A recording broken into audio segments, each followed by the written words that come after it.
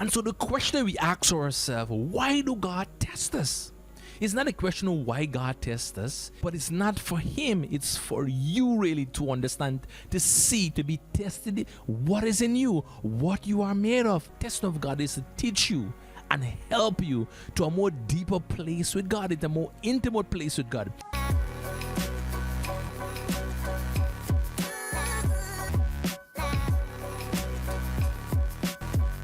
So this is Vertical Stream 101. I'm your host, Pastor Little Mohammed, and we are back again one more time. And we are excited, and we are in the Christmas season. We are in December. And before the Christmas hit, I want to speak on something that really that happened in the past few weeks, and that I want to talk about. And so a friend came to me and he was explaining to me, hey, Pastor Leant, I want to tell you something. And he was saying that one of his good friend and good colleague believed that God called him for a particular thing. God called him to a ministry outside of his home, outside of his community. And his friend picked up his family, his kids, and they went to a different part of the community. And hold and behold, that when he went there, what happened is that the thing that God speak to him and talk to him about, he did not see. He just see empty barrenness in the place. When he got it, it crushed him so much that what he did, he picks up his family back and went back to the community that he came from. So my friend was asking me, is this the call of God? What is the problem here? And so I was trying to explain to my friend that this is directly the call of God. And so when he's saying, like, what do you mean? He left, he packed up, he went back home and he left everything. And so God sometimes is very controversial in when he speaks. Sometimes when God speaks, it really is very difficult to us to understand. It's very difficult to us to fulfill. So the thing is that if God is speaking to you about something, or when God calls you for a specific thing or a particular ministry, when you get it is that you cannot complete it, you can't fulfill it, you don't even know your head to your foot. And so these are the dreams that God gives to people, things that are so humongous, things that are so big. And so when you try to fix it and do it in your own will, you get into trouble. And so this calling that God gives to you must be fulfilled by God alone, to say, hey, I am God. And the small thing that you are trying to do, and if you can fulfill a ministry and you can do it, it means that it don't mean that God is in control. And so some things that when you are seeing that they are so big and so humongous, and when you go through it you can't figure it out, yes, that is exactly God. And so like Abraham, God said, Abraham, hey Abraham, pick up your family, pick up your children, and go to a land I'm going to show you. And so Abraham picked up his family and his kids, and he went to a place God's going to show him. But God told him, I'm going to show you a place, but God did not tell him the places yet. And so Abraham began to go on this journey, and as he going, livestock started dying. He run out of water, he ran out of food, and he's running out of provisions. And so he's questioning himself, hey, God, are you really calling me? And so when Abraham even get to the land that God showed him, there were people living there. And he was like, hey, how you could send me to a place, or how you can, God, how you can send me to a place that already occupied, that is very, occupied by people. And so sometimes God speak to you, and the dream that God is speaking to you is so huge, so humongous. And so he is like, this thing, and the Bible said he built an altar, and he built an altar, and he erected, and he said, God, and he started crying, God, is this thing really you? And so many times when God give us vision and speak to us, or we get a dream and we try to do it and it don't work, and we say, oh well, God don't work. And no, it's not that God don't work. It's the thing that you are trying to do is by your own human effort, your human. And so when God do it, he gotta step back and watch my salvation. It's like when God speak to Moses, say, hey Moses, I want you to lead the people out of Egypt.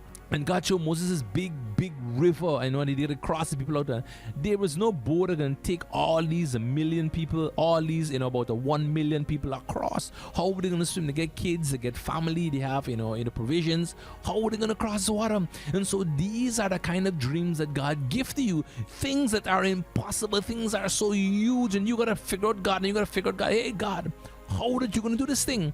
And so God is going to do some impossible things in some of the things that he speak to you about. And so God is saying, Moses, hey, watch it, back out and let me work. That is when really God is going to work, when you move aside and he begin to work. You see, the Bible is full of an example of God testing leaders, testing great men. From the frequency of the testing of God, God tests men to know what is in them. God is a consuming fire.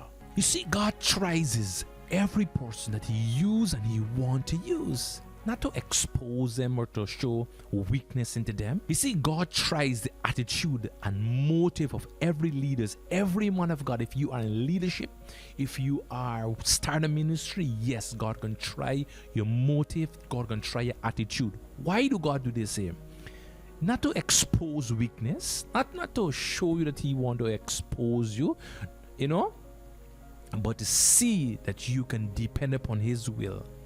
Depend upon him for help and for strength of him.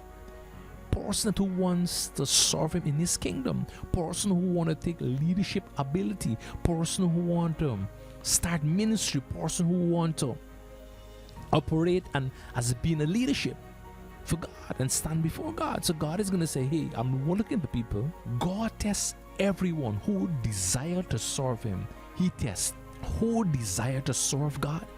God will test them. And who desire to set up ministry and kingdom before God, God will test them.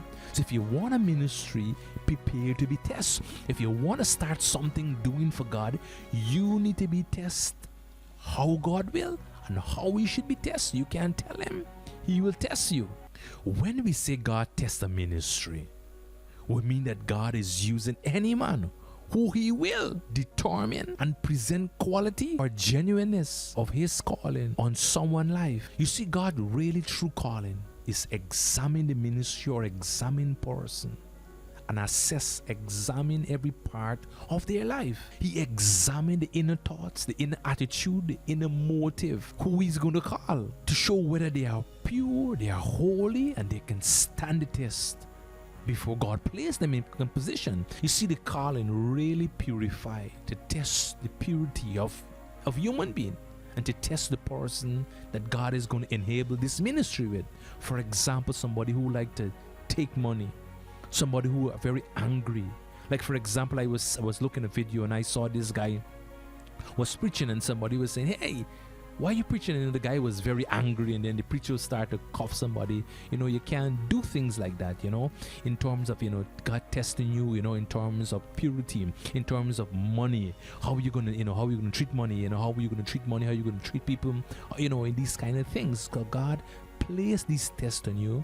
See that you can pass this test. See if you can pass the money test, the anger test, the hate test, and before God place you in ministry. You see, God place ministers and leaders, people who want to start ministry in difficult circumstances where they can be purified or where they can be purged before God placed them in ministry. You see, the Latin word for test, it means testos. And what does the word really mean? When they say God test us, it's like he putting us into an oven, into a furnace to burn out all the impurity. Like for example, when you get a clay mud and you make in a pot, if you don't put it into the oven, it will dry, it will get brittle and it break fast. But when you place it in the oven press that mud together and make it as strong as possible. It lasts more long. So what God is going to do, place you into the oven in a hotter temperature to burn out all impurity, to paste you together as strongly. And so that's what the testing really means. And so these are the testing of God. God tests his people to say, hey, this thing here, if I'm giving it to you, you can't fake it. I have to give it to you. So God testing, when God speak to you and God minister to you, is for His purpose to complete it, not to your purpose. And so there are many tests of God. And the next week when we come back, we're going to talk about the various tests of God.